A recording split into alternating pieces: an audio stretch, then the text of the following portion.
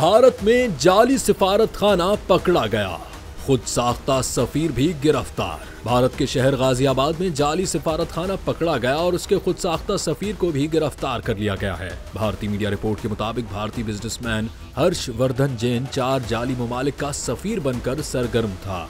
मुलजिम ने खुद को वेस्ट आर्कटिक का सुबोर्गा, पोलोविया और लोडोनिया का सफीर जाहिर किया हुआ था। हर्षवर्धन ने खुद को रॉयल एडवाइजर और काउंसिल जनरल भी जाहिर किया था। जाली सिफारत खाना दिल्ली के करीब गाजियाबाद में 7 साल से सरगर्म था। घर की छत और बैल्कनी पर जाली झंडे, शाही निशान और जाली नंबर प्लेट्स आवेजा की हुई थी। भारतीय मीडिया के मुताबिक पुलिस ने जाली सिफारती नंबर प्लेट्स वाली 4 गाड़ियां भी बरामद कर लीं। 20 इजाफी जाली नंबर प्लेट्स और 12 जाली सिफारती पासपोर्ट भी बरामद कर लिए गए हैं।